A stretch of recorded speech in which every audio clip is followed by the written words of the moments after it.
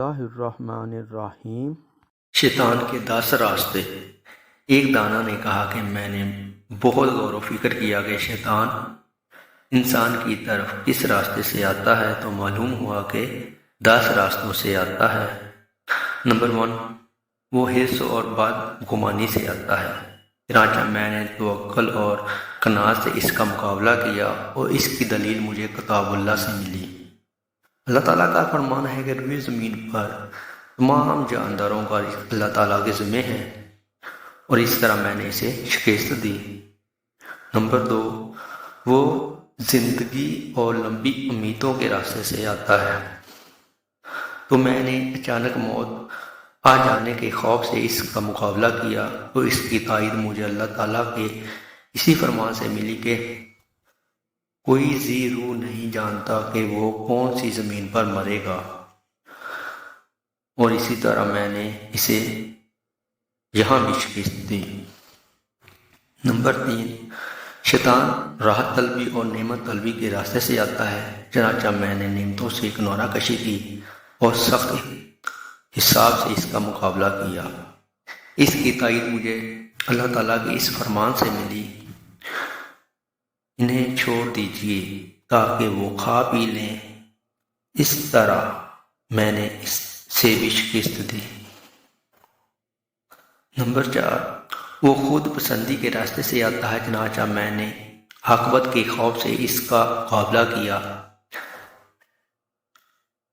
اس کی تائید مجھے اللہ تعالیٰ کے اس فرمان سے ملی، اور ان میں سے کچھ تو بدبخت ہیں اور کچھ نیک بخت ہیں۔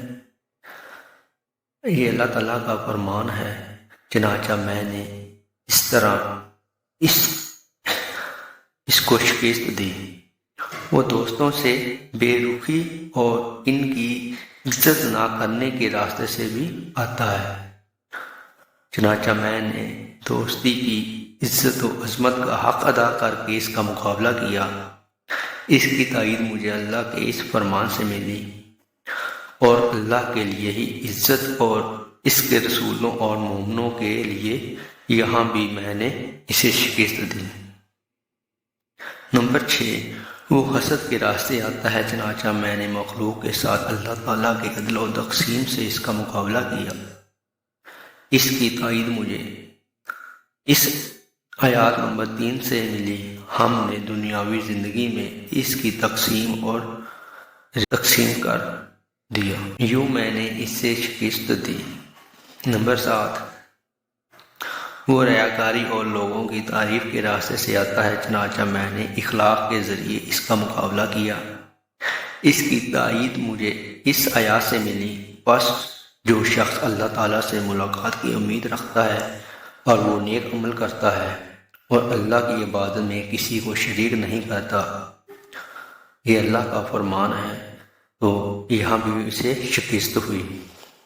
نمبر 8، وہ بخل کے راستے سے آتا ہے۔ چنانچہ میں نے مختار مخلوق کو فنا اور معاذ اللہ کی بقا سے اس کا مقابلہ کیا۔ اس کی تائید مجھے اس آیات سے ملی، جو کچھ تمہارے پاس ہے وہ فنا ہو جائے گا، اور جو اللہ کے پاس ہے وہی باقی رہ جائے گا، تو یہاں بھی اسے شکست ہوئی۔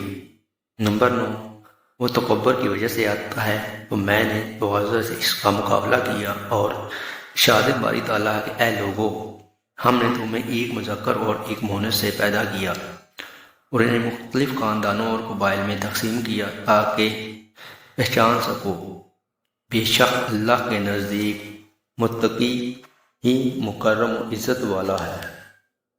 یہاں بھی اسے شکست دی۔ نمبر 10، وہ لالچ کے راستے سے آتا ہے۔ تو میں نے لوگوں سے مایوسی اور اللہ پر بھروسہ کے ساتھ اس کا مقابلہ کیا۔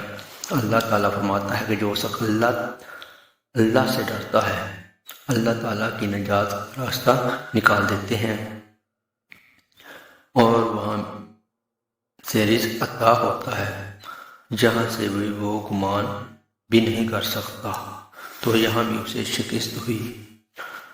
تو دوستو، شیطان تو انسان کو ہر طرف اپنی طرف راغب کرنے کی کوشش کرتا رہتا ہے، تو ہمیں چاہیے کہ اللہ کے فرمان اور رسول اللہ صلی اللہ علیہ وسلم کے بتائے ہوئے راستے پر عمل کریں اور شیطان کے بہکاوے میں نہ آئیں۔